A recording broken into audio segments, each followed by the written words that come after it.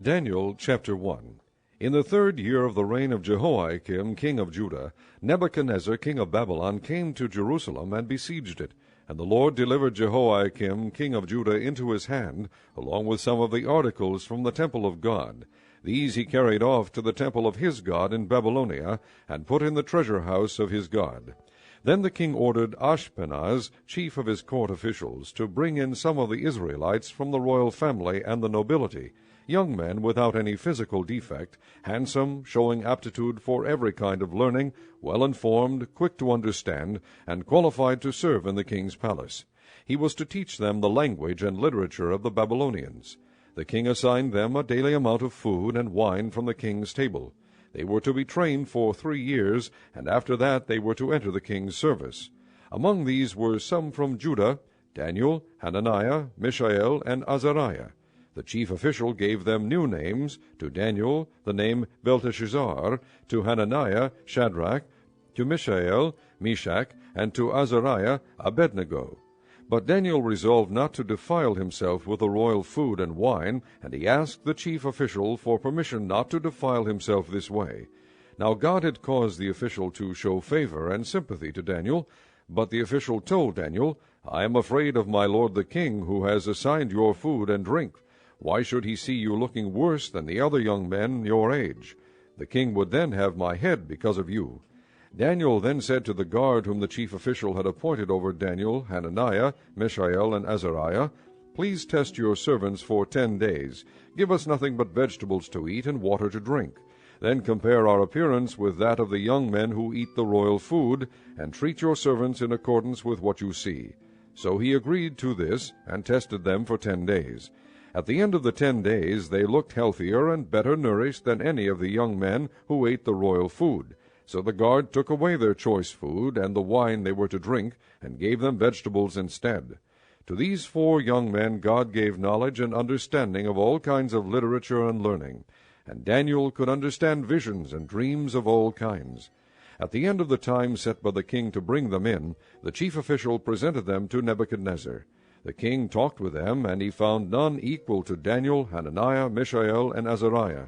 So they entered the king's service. In every matter of wisdom and understanding about which the king questioned them, he found them 10 times better than all the magicians and enchanters in his whole kingdom. And Daniel remained there until the 1st year of King Cyrus. Chapter 2. In the 2nd year of his reign, Nebuchadnezzar had dreams. His mind was troubled, and he could not sleep. So the king summoned the magicians, enchanters, sorcerers, and astrologers to tell him what he had dreamed. When they came in and stood before the king, he said to them, "I've had a dream that troubles me, and I want to know what it means." Then the astrologers answered the king in Aramaic, "O king, live forever. Tell your servants the dream, and we will interpret it." The king replied to the astrologers, "This is what I have firmly decided. If you do not tell me what my dream was and interpret it, I will have you cut into pieces and your houses turned into piles of rubble. But if you tell me the dream and explain it, you will receive from me gifts and rewards and great honor. So tell me the dream and interpret it for me." Once more they replied, "Let the king tell his servants the dream, and we will interpret it."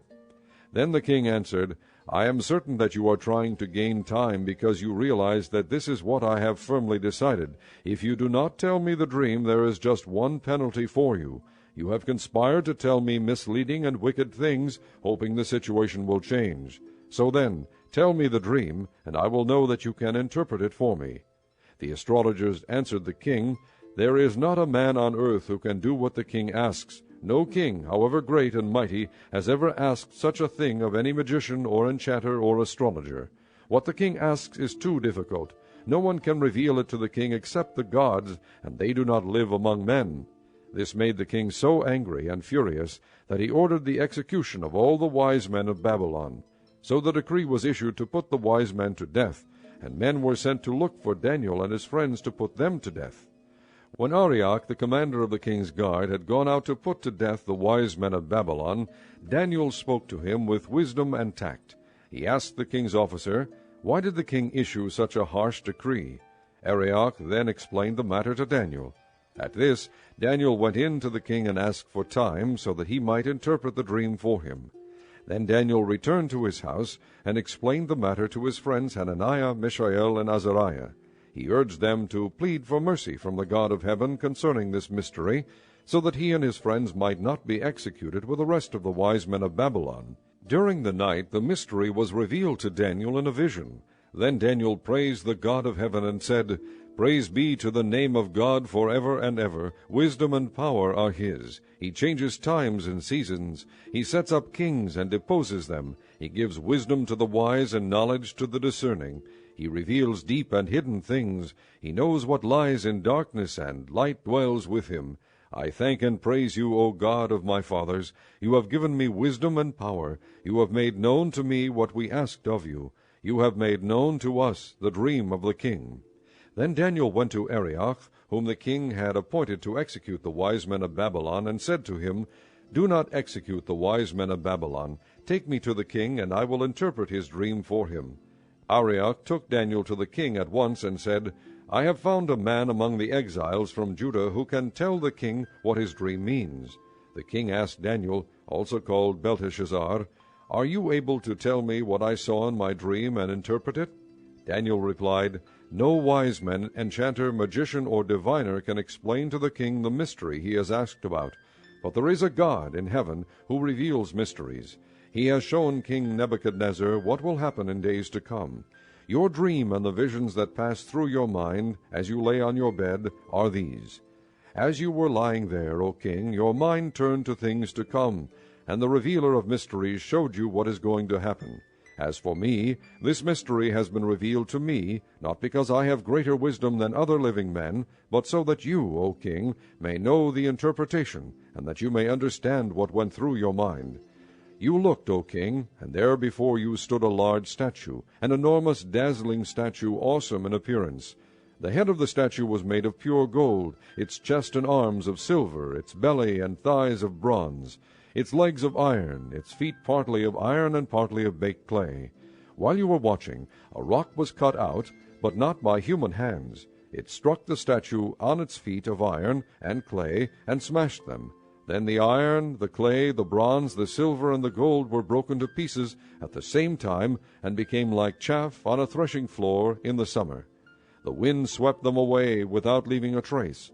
But the rock that struck the statue became a huge mountain, and filled the whole earth. This was the dream, and now we will interpret it to the king.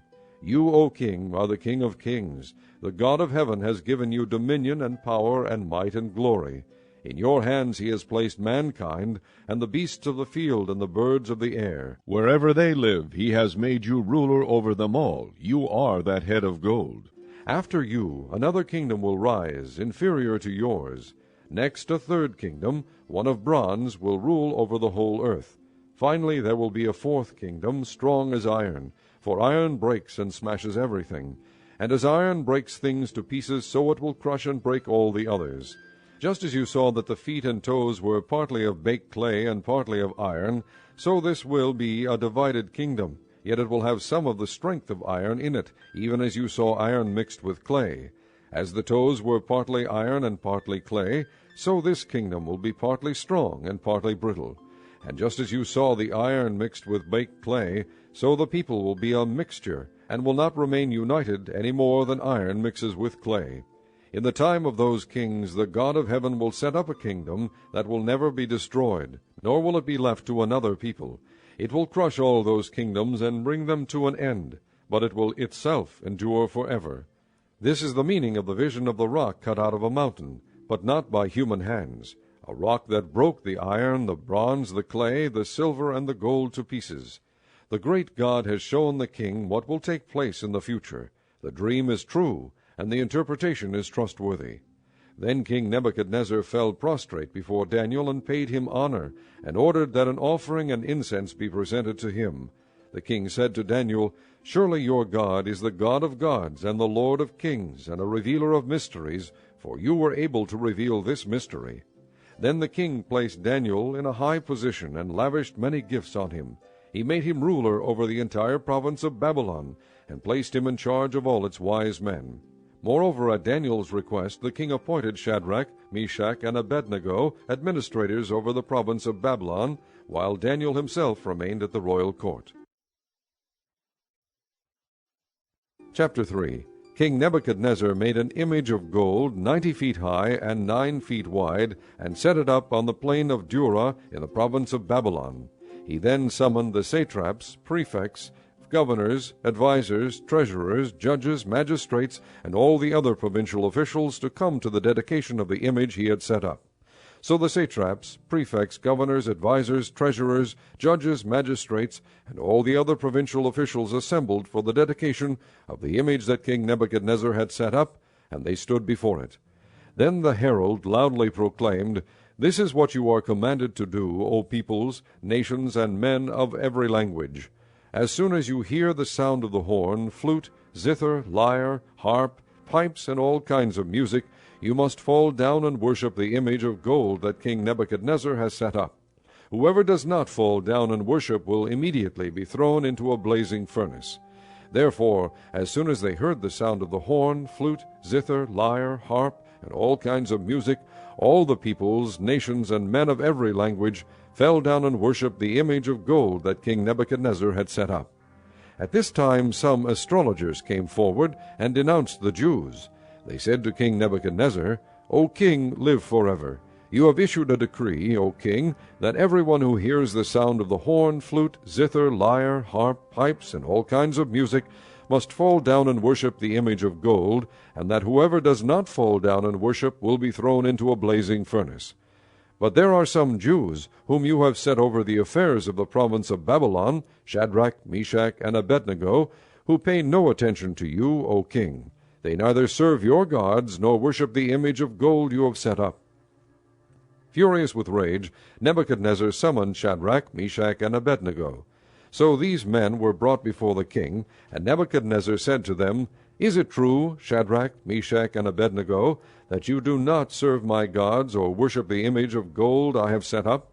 Now when you hear the sound of the horn, flute, zither, lyre, harp, pipes, and all kinds of music, if you are ready to fall down and worship the image I made, very good. But if you do not worship it, you will be thrown immediately into a blazing furnace. Then what God will be able to rescue you from my hand?" Shadrach, Meshach, and Abednego replied to the king, "O Nebuchadnezzar, we do not need to defend ourselves before you in this matter. If we are thrown into the blazing furnace, the God we serve is able to save us from it, and he will rescue us from your hand, O king. But even if he does not, we want you to know, O king, that we will not serve your gods or worship the image of gold you have set up." Then Nebuchadnezzar was furious with Shadrach, Meshach, and Abednego, and his attitude toward them changed. He ordered the furnace heated 7 times hotter than usual, and commanded some of the strongest soldiers in his army to tie up Shadrach, Meshach, and Abednego, and throw them into the blazing furnace. So these men, wearing their robes, trousers, turbans, and other clothes, were bound and thrown into the blazing furnace.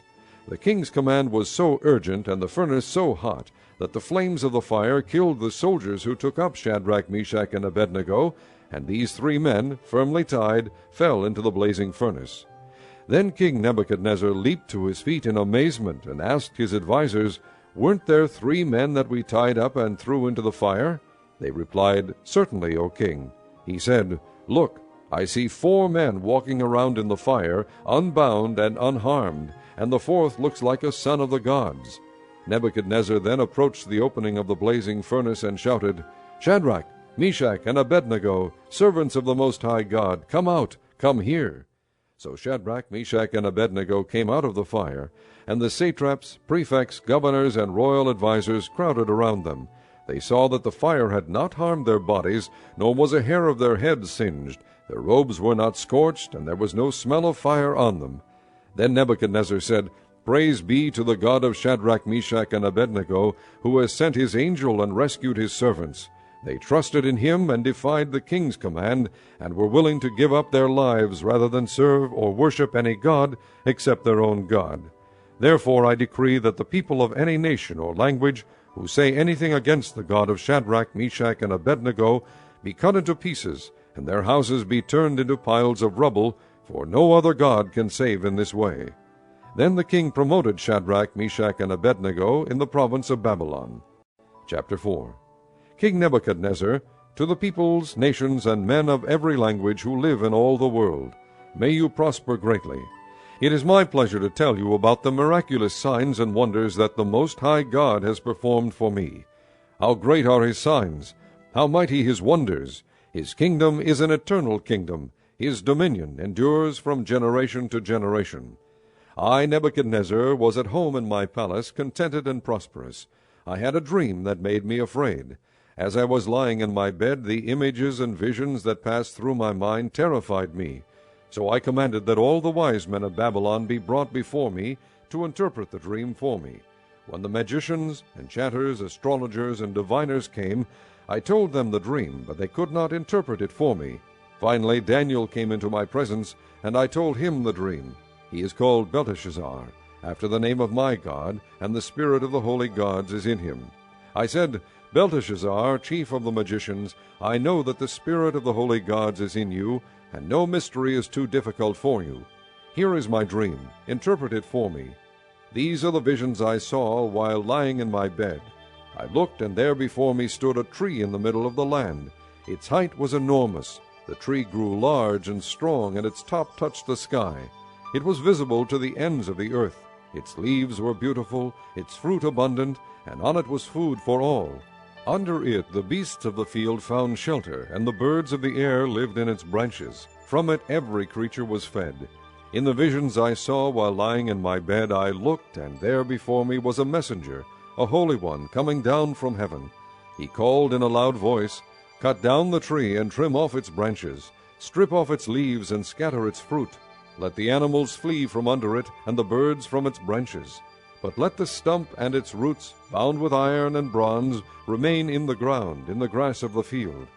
Let him be drenched with the dew of heaven, and let him live with the animals among the plants of the earth. Let his mind be changed from that of a man, and let him be given the mind of an animal, till 7 times pass by for him. The decision is announced by messengers, the holy ones declare the verdict, so that the living may know that the Most High is sovereign over the kingdoms of men, and gives them to anyone he wishes, and sets over them the lowliest of men. This is the dream that I, King Nebuchadnezzar, had. Now, Belteshazzar, tell me what it means. For none of the wise men in my kingdom can interpret it for me, but you can, because the spirit of the holy gods is in you. Then Daniel, also called Belteshazzar, was greatly perplexed for a time, and his thoughts terrified him. So the king said, Belteshazzar, do not let the dream or its meaning alarm you. Belteshazzar answered, My lord, if only the dream applied to your enemies and its meaning to your adversaries, the tree you saw, which grew large and strong, with its top touching the sky, visible to the whole earth, with beautiful leaves and abundant fruit, providing food for all, giving shelter to the beasts of the field, and having nesting places in its branches for the birds of the air, you, O king, are that tree. You have become great and strong. Your greatness has grown until it reaches the sky, and your dominion extends to distant parts of the earth. You, O king, saw a messenger, a holy one, coming down from heaven, and saying, Cut down the tree and destroy it, but leave the stump, bound with iron and bronze, in the grass of the field, while its roots remain in the ground. Let him be drenched with the dew of heaven. Let him live like the wild animals until 7 times pass by for him. This is the interpretation, O king, and this is the decree the Most High has issued against my lord the king. You will be driven away from people, and will live with the wild animals. You will eat grass like cattle, and be drenched with the dew of heaven. 7 times will pass by for you until you acknowledge that the Most High is sovereign over the kingdoms of men, and gives them to anyone he wishes. The command to leave the stump of the tree with its roots means that your kingdom will be restored to you when you acknowledge that heaven rules. Therefore, O king, be pleased to accept my advice. Renounce your sins by doing what is right, and your wickedness by being kind to the oppressed. It may be that then your prosperity will continue. All this happened to King Nebuchadnezzar. 12 months later, as the king was walking on the roof of the royal palace of Babylon, he said, Is not this the great Babylon I have built as the royal residence, by my mighty power and for the glory of my majesty? The words were still on his lips when a voice came from heaven. This is what is decreed for you, King Nebuchadnezzar. Your royal authority has been taken from you. You will be driven away from people, and will live with the wild animals. You will eat grass like cattle. 7 times will pass by for you until you acknowledge that the Most High is sovereign over the kingdoms of men and gives them to anyone he wishes." Immediately what had been said about Nebuchadnezzar was fulfilled. He was driven away from people and ate grass like cattle. His body was drenched with the dew of heaven until his hair grew like the feathers of an eagle and his nails like the claws of a bird. At the end of that time I, Nebuchadnezzar, raised my eyes toward heaven, and my sanity was restored. Then I praised the Most High. I honored and glorified him who lives forever.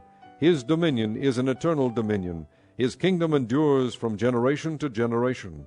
All the peoples of the earth are regarded as nothing. He does as he pleases with the powers of heaven and the peoples of the earth. No one can hold back his hand or say to him, "What have you done?" At the same time that my sanity was restored, my honor and splendor were returned to me for the glory of my kingdom.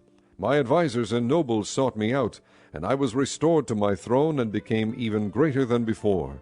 Now I, Nebuchadnezzar, praise and exalt and glorify the King of heaven, because everything he does is right, and all his ways are just, and those who walk in pride he is able to humble. Chapter 5. King Belshazzar gave a great banquet for 1,000 of his nobles, and drank wine with them. While Belshazzar was drinking his wine, he gave orders to bring in the gold and silver goblets that Nebuchadnezzar his father had taken from the temple in Jerusalem, so that the king and his nobles, his wives, and his concubines might drink from them. So they brought in the gold goblets that had been taken from the temple of God in Jerusalem, and the king and his nobles, his wives, and his concubines drank from them. As they drank the wine, they praised the gods of gold and silver, of bronze, iron, wood, and stone. Suddenly the fingers of a human hand appeared, and wrote on the plaster of the wall near the lampstand in the royal palace. The king watched the hand as it wrote. His face turned pale, and he was so frightened that his knees knocked together and his legs gave way. The king called out for the enchanters, astrologers, and diviners to be brought, and said to these wise men of Babylon, "Whoever reads this writing and tells me what it means will be clothed in purple, and have a gold chain placed around his neck, and he will be made the 3rd highest ruler in the kingdom." Then all the king's wise men came in, but they could not read the writing or tell the king what it meant. So King Belshazzar became even more terrified, and his face grew more pale. His nobles were baffled. The queen, hearing the voices of the king and his nobles, came into the banquet hall. "O king, live forever," she said. "Don't be alarmed. Don't look so pale. There is a man in your kingdom who has the spirit of the holy gods in him. In the time of your father he was found to have insight and intelligence and wisdom like that of the gods. King Nebuchadnezzar, your father the king, I say, appointed him chief of the magicians, enchanters, astrologers, and diviners. This man, Daniel, whom the king called Belteshazzar, was found to have a keen mind and knowledge and understanding, and also the ability to interpret dreams, explain riddles, and solve difficult problems. Call for Daniel, and he will tell you what the writing means." So Daniel was brought before the king, and the king said to him, "Are you Daniel, one of the exiles my father the king brought from Judah?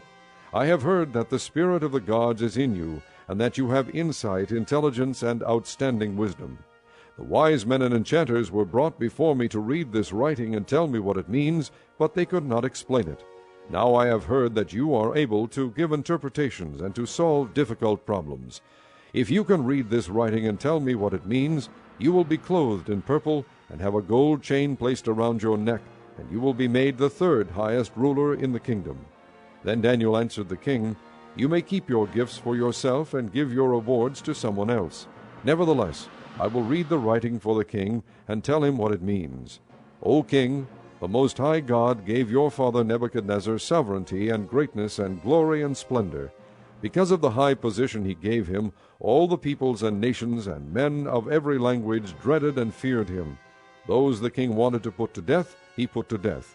Those he wanted to spare, he spared. Those he wanted to promote, he promoted. And those he wanted to humble, he humbled. But when his heart became arrogant and hardened with pride, he was deposed from his royal throne and stripped of his glory. He was driven away from people and given the mind of an animal. He lived with the wild donkeys and ate grass like cattle, and his body was drenched with the dew of heaven, until he acknowledged that the Most High God is sovereign over the kingdoms of men, and sets over them anyone he wishes. But you his son, O Belshazzar, have not humbled yourself, though you knew all this. Instead you have set yourself up against the Lord of heaven. You had the goblets from his temple brought to you, and you and your nobles, your wives, and your concubines drank wine from them. You praised the gods of silver and gold, of bronze, iron, wood, and stone, which cannot see or hear or understand. But you did not honor the God who holds in his hand your life and all your ways. Therefore he sent the hand that wrote the inscription. This is the inscription that was written, Mene, Mene, Tekel, Parsin. This is what these words mean. Mene, God has numbered the days of your reign and brought it to an end. Tekel, you have been weighed on the scales and found wanting. Peres, your kingdom is divided and given to the Medes and Persians. Then at Belshazzar's command Daniel was clothed in purple, a gold chain was placed around his neck, and he was proclaimed the third highest ruler in the kingdom. That very night Belshazzar, king of the Babylonians, was slain, and Darius the Mede took over the kingdom at the age of 62. Chapter 6.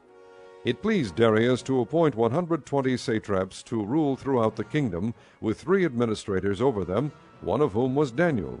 The satraps were made accountable to them, so that the king might not suffer loss.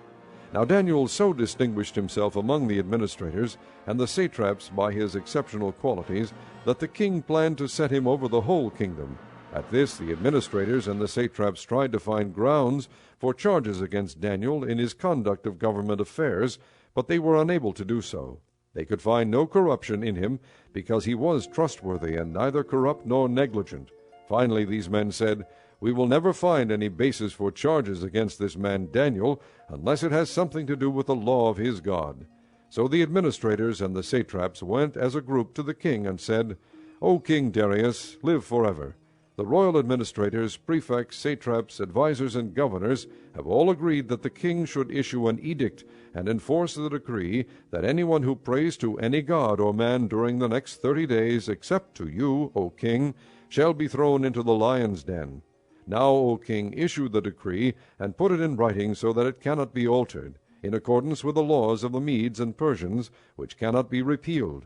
So King Darius put the decree in writing. Now when Daniel learned that the decree had been published, he went home to his upstairs room where the windows opened toward Jerusalem. 3 times a day he got down on his knees and prayed, giving thanks to his God, just as he had done before. Then these men went as a group and found Daniel praying and asking God for help. So they went to the king and spoke to him about his royal decree. "Did you not publish a decree that during the next 30 days anyone who prays to any god or man except to you, O king, would be thrown into the lion's den?" The king answered, "The decree stands in accordance with the laws of the Medes and Persians, which cannot be repealed."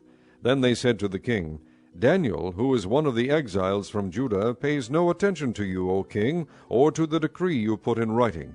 He still prays 3 times a day."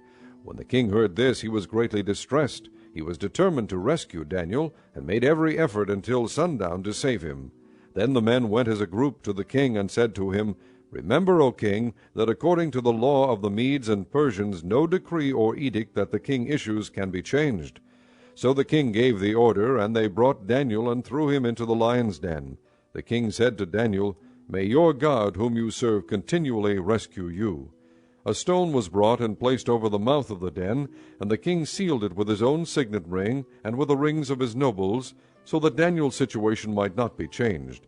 Then the king returned to his palace and spent the night without eating and without any entertainment being brought to him, and he could not sleep. At the first light of dawn the king got up and hurried to the lion's den. When he came near the den, he called to Daniel in an anguished voice, "Daniel, servant of the living God, has your God, whom you serve continually, been able to rescue you from the lions?" Daniel answered, "O king, live forever. My God sent his angel, and he shut the mouths of the lions. They have not hurt me, because I was found innocent in his sight, nor have I ever done any wrong before you, O king." The king was overjoyed and gave orders to lift Daniel out of the den. And when Daniel was lifted from the den, no wound was found on him, because he had trusted in his God. At the king's command, the men who had falsely accused Daniel were brought in and thrown into the lion's den, along with their wives and children. And before they reached the floor of the den, the lions overpowered them and crushed all their bones. Then King Darius wrote to all the peoples, nations, and men of every language throughout the land, "May you prosper greatly.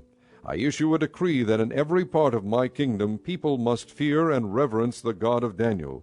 For he is the living God, and he endures forever. His kingdom will not be destroyed. His dominion will never end. He rescues and he saves. He performs signs and wonders in the heavens and on the earth. He has rescued Daniel from the power of the lions." So Daniel prospered during the reign of Darius and the reign of Cyrus the Persian. Chapter 7. In the first year of Belshazzar, king of Babylon, Daniel had a dream, and visions passed through his mind as he was lying on his bed. He wrote down the substance of his dream. Daniel said, "In my vision at night I looked, and there before me were the 4 winds of heaven churning up the great sea. 4 great beasts, each different from the others, came up out of the sea. The first was like a lion, and it had the wings of an eagle. I watched until its wings were torn off, and it was lifted from the ground, so that it stood on 2 feet like a man, and the heart of a man was given to it. And there before me was a second beast, which looked like a bear. It was raised up on one of its sides, and it had 3 ribs in its mouth between its teeth. It was told, 'Get up and eat your fill of flesh.'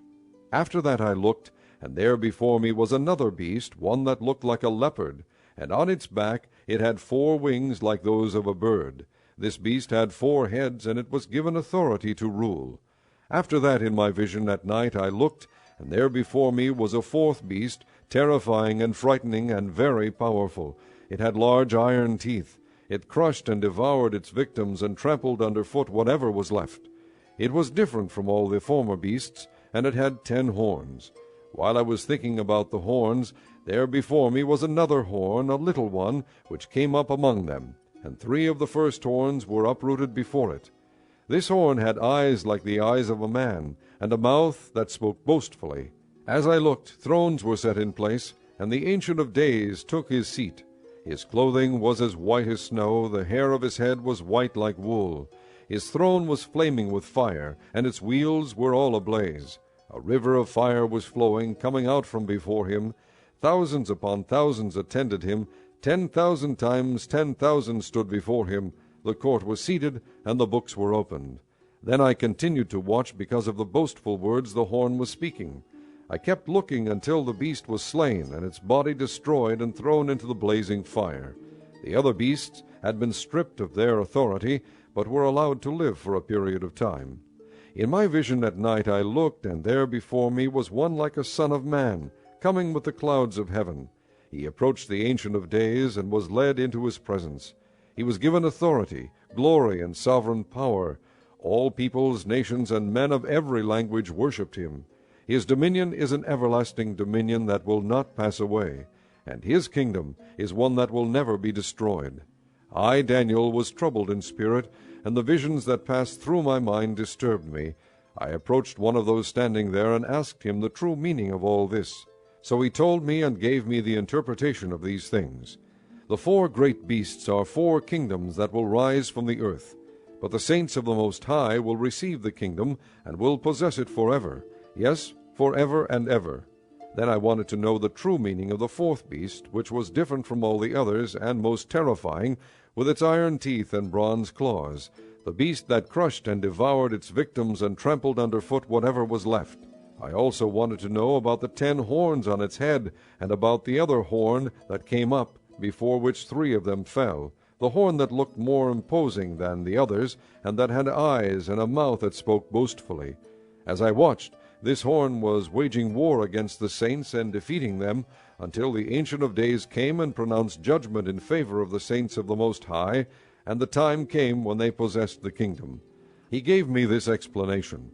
The 4th beast is a 4th kingdom that will appear on earth. It will be different from all the other kingdoms, and will devour the whole earth, trampling it down and crushing it. The 10 horns are 10 kings who will come from this kingdom. After them another king will arise, different from the earlier ones. He will subdue 3 kings. He will speak against the Most High, and oppress his saints, and try to change the set times and the laws. The saints will be handed over to him for a time, times and a half a time. But the court will sit, and his power will be taken away and completely destroyed forever. Then the sovereignty, power, and greatness of the kingdoms under the whole heaven will be handed over to the saints, the people of the Most High. His kingdom will be an everlasting kingdom, and all rulers will worship and obey him. This is the end of the matter. I, Daniel, was deeply troubled by my thoughts, and my face turned pale, but I kept the matter to myself. Chapter 8. In the 3rd year of King Belshazzar's reign, I, Daniel, had a vision after the one that had already appeared to me. In my vision I saw myself in the citadel of Susa in the province of Elam. In the vision I was beside the Ulai canal. I looked up, and there before me was a ram with 2 horns, standing beside the canal, and the horns were long. One of the horns was longer than the other, but grew up later. I watched the ram as he charged toward the west and the north and the south. No animal could stand against him, and none could rescue from his power. He did as he pleased and became great. As I was thinking about this, suddenly a goat with a prominent horn between his eyes came from the west, crossing the whole earth without touching the ground. He came toward the 2-horned ram I had seen standing beside the canal, and charged at him in great rage. I saw him attack the ram furiously, striking the ram and shattering his 2 horns. The ram was powerless to stand against him. The goat knocked him to the ground and trampled on him, and none could rescue the ram from his power. The goat became very great, but at the height of his power his large horn was broken off, and in its place 4 prominent horns grew up toward the 4 winds of heaven. Out of one of them came another horn, which started small but grew in power to the south, and to the east, and toward the beautiful land. It grew until it reached the host of the heavens, and it threw some of the starry host down to the earth and trampled on them. It set itself up to be as great as the prince of the host. It took away the daily sacrifice from him, and the place of his sanctuary was brought low.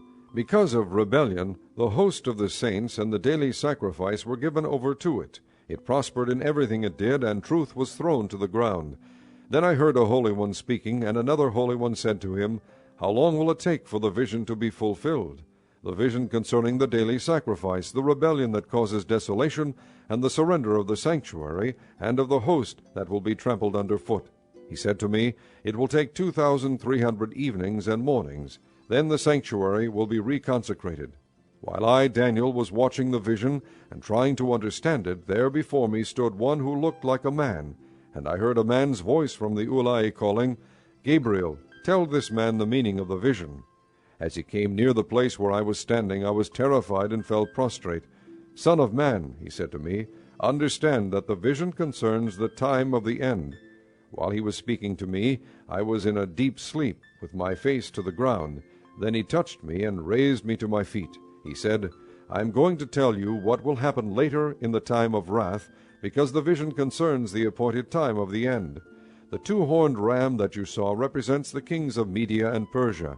The shaggy goat is the king of Greece, and the large horn between his eyes is the first king. The 4 horns that replace the one that was broken off represent 4 kingdoms that will emerge from his nation, but will not have the same power. In the latter part of their reign, when rebels have become completely wicked, a stern-faced king, a master of intrigue, will arise. He will become very strong, but not by his own power. He will cause astounding devastation, and will succeed in whatever he does. He will destroy the mighty men and the holy people. He will cause deceit to prosper, and he will consider himself superior.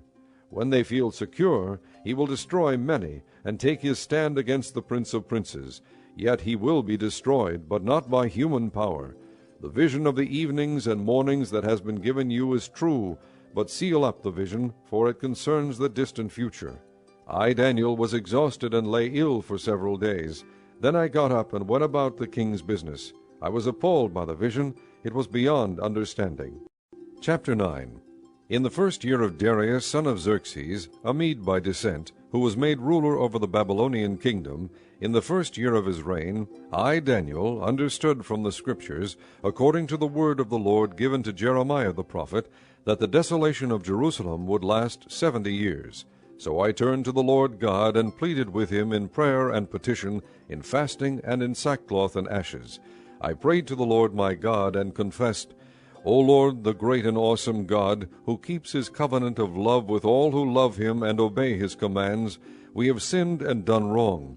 We have been wicked and have rebelled. We have turned away from your commands and laws. We have not listened to your servants the prophets, who spoke in your name to our kings, our princes, and our fathers, and to all the people of the land. Lord, you are righteous, but this day we are covered with shame, the men of Judah and people of Jerusalem and all Israel, both near and far, in all the countries where you have scattered us because of our unfaithfulness to you. O Lord, we and our kings, our princes, and our fathers are covered with shame, because we have sinned against you. The Lord our God is merciful and forgiving, even though we have rebelled against him. We have not obeyed the Lord our God, or kept the laws he gave us through his servants the prophets. All Israel has transgressed your law, and turned away, refusing to obey you. Therefore the curses and sworn judgments written in the law of Moses, the servant of God, have been poured out on us, because we have sinned against you. You have fulfilled the word spoken against us and against our rulers, by bringing upon us great disaster. Under the whole heaven nothing has ever been done like what has been done to Jerusalem. Just as it is written in the law of Moses, all this disaster has come upon us, yet we have not sought the favor of the Lord our God by turning from our sins and giving attention to your truth. The Lord did not hesitate to bring the disaster upon us, for the Lord our God is righteous in everything he does, yet we have not obeyed him. Now, O Lord our God, who brought your people out of Egypt with a mighty hand, and who made for yourself a name that endures to this day, we have sinned, we have done wrong. O Lord, in keeping with all your righteous acts, turn away your anger and your wrath from Jerusalem, your city, your holy hill.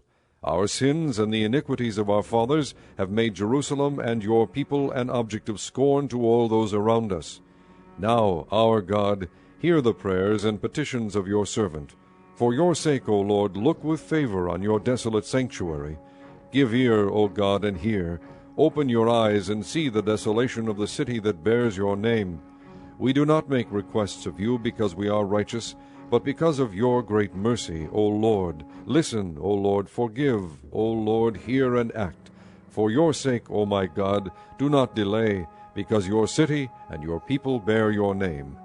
While I was speaking and praying, confessing my sin and the sin of my people Israel, and making my request to the Lord my God for his holy hill, while I was still in prayer, Gabriel, the man I had seen in the earlier vision, came to me in swift flight about the time of the evening sacrifice.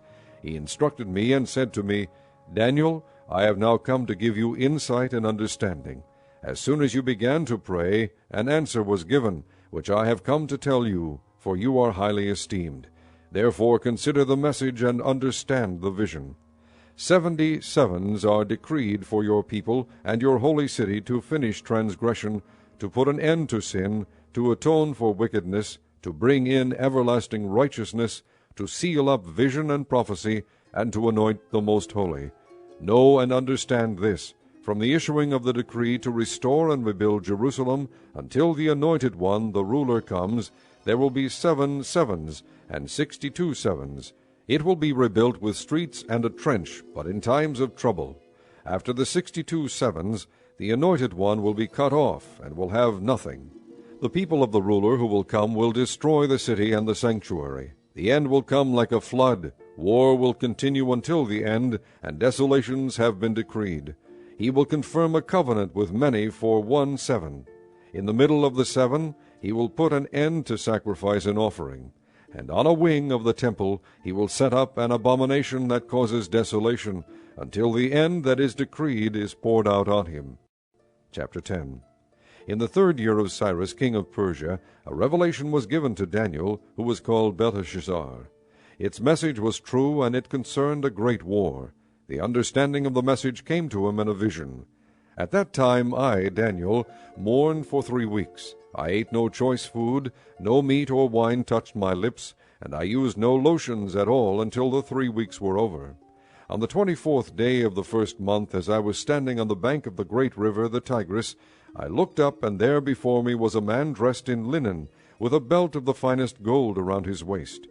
His body was like chrysolite, his face like lightning, his eyes like flaming torches, his arms and legs like the gleam of burnished bronze, and his voice like the sound of a multitude. I, Daniel, was the only one who saw the vision. The men with me did not see it, but such terror overwhelmed them that they fled and hid themselves. So I was left alone, gazing at this great vision. I had no strength left. My face turned deathly pale, and I was helpless. Then I heard him speaking, and as I listened to him, I fell into a deep sleep, my face to the ground. A hand touched me and set me trembling on my hands and knees. He said, Daniel, you who are highly esteemed, consider carefully the words I am about to speak to you, and stand up, for I have now been sent to you. And when he said this to me, I stood up trembling. Then he continued, Do not be afraid, Daniel, since the first day that you set your mind to gain understanding, and to humble yourself before your God, your words were heard, and I have come in response to them. But the prince of the Persian kingdom resisted me 21 days. Then Michael, one of the chief princes, came to help me, because I was detained there with the king of Persia. Now I have come to explain to you what will happen to your people in the future, for the vision concerns a time yet to come. While he was saying this to me, I bowed with my face toward the ground and was speechless. Then one who looked like a man touched my lips, and I opened my mouth and began to speak. I said to the one standing before me, I am overcome with anguish because of the vision, my lord, and I am helpless. How can I, your servant, talk with you, my lord? My strength is gone, and I can hardly breathe. Again the one who looked like a man touched me and gave me strength.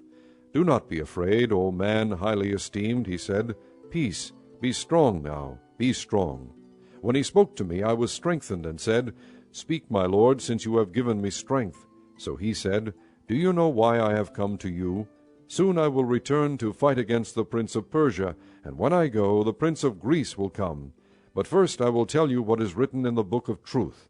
No one supports me against them except Michael your prince. Chapter 11. And in the first year of Darius the Mede, I took my stand to support and protect him. Now then, I tell you the truth. 3 more kings will appear in Persia, and then a 4th, who will be far richer than all the others. When he has gained power by his wealth, he will stir up everyone against the kingdom of Greece.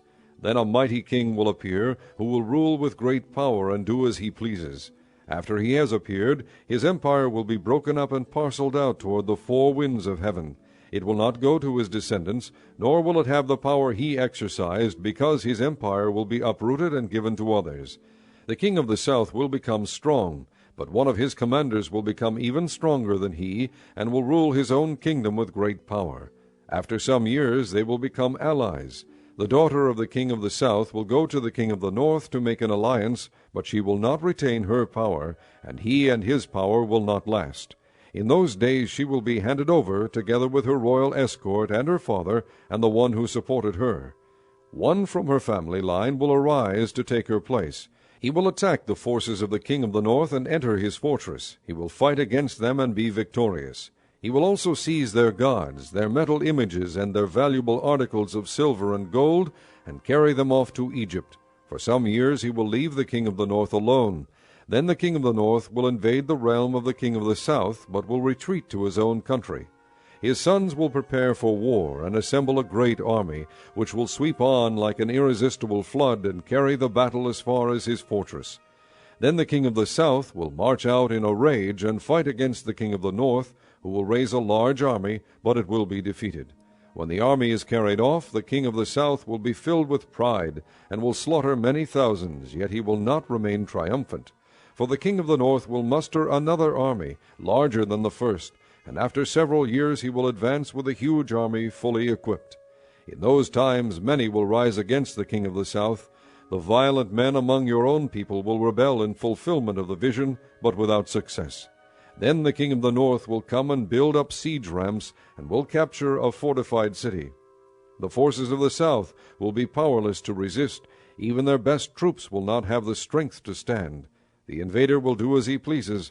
No one will be able to stand against him. He will establish himself in the beautiful land, and will have the power to destroy it. He will determine to come with the might of his entire kingdom, and will make an alliance with the king of the south. And he will give him a daughter in marriage in order to overthrow the kingdom. But his plans will not succeed or help him. Then he will turn his attention to the coastlands, and will take many of them. But a commander will put an end to his insolence, and will turn his insolence back upon him. After this he will turn back toward the fortresses of his own country, but will stumble and fall, to be seen no more. His successor will send out a tax collector to maintain the royal splendor. In a few years, however, he will be destroyed, yet not in anger or in battle. He will be succeeded by a contemptible person who has not been given the honor of royalty. He will invade the kingdom when its people feel secure, and he will seize it through intrigue. Then an overwhelming army will be swept away before him. Both it and a prince of the covenant will be destroyed. After coming to an agreement with him, he will act deceitfully, and with only a few people he will rise to power. When the richest provinces feel secure, he will invade them and will achieve what neither his fathers nor his forefathers did. He will distribute plunder, loot, and wealth among his followers. He will plot the overthrow of fortresses, but only for a time. With a large army he will stir up his strength and courage against the king of the south. The king of the south will wage war with a large and very powerful army, but he will not be able to stand because of the plots devised against him. Those who eat from the king's provisions will try to destroy him. His army will be swept away, and many will fall in battle. The two kings, with their hearts bent on evil, will sit at the same table and lie to each other, but to no avail, because an end will still come at the appointed time. The king of the north will return to his own country with great wealth, but his heart will be set against the holy covenant. He will take action against it, and then return to his own country. At the appointed time he will invade the south again, but this time the outcome will be different from what it was before. Ships of the western coastlands will oppose him, and he will lose heart. Then he will turn back and vent his fury against the holy covenant. He will return and show favor to those who forsake the holy covenant. His armed forces will rise up to desecrate the temple fortress, and will abolish the daily sacrifice. Then they will set up the abomination that causes desolation. With flattery he will corrupt those who have violated the covenant, but the people who know their God will firmly resist him. Those who are wise will instruct many, though for a time they will fall by the sword, or be burned or captured or plundered. When they fall, they will receive a little help, and many who are not sincere will join them. Some of the wise will stumble, so that they may be refined, purified, and made spotless until the time of the end, for it will still come at the appointed time. The king will do as he pleases. He will exalt and magnify himself above every god, and will say unheard-of things against the God of gods. He will be successful until the time of wrath is completed, for what has been determined must take place. He will show no regard for the gods of his fathers, or for the one desired by women, nor will he regard any god, but will exalt himself above them all. Instead of them he will honor a god of fortresses, a god unknown to his fathers he will honor with gold and silver, with precious stones and costly gifts. He will attack the mightiest fortresses with the help of a foreign god, and will greatly honor those who acknowledge him. He will make them rulers over many people, and will distribute the land at a price. At the time of the end the king of the south will engage him in battle, and the king of the north will storm out against him with chariots and cavalry and a great fleet of ships. He will invade many countries and sweep through them like a flood. He will also invade the beautiful land. Many countries will fall, but Edom, Moab, and the leaders of Ammon will be delivered from his hand. He will extend his power over many countries. Egypt will not escape. He will gain control of the treasures of gold and silver and all the riches of Egypt, with the Libyans and Nubians in submission. But reports from the east and the north will alarm him, and he will set out in a great rage to destroy and annihilate many. He will pitch his royal tents between the seas at the beautiful holy mountain.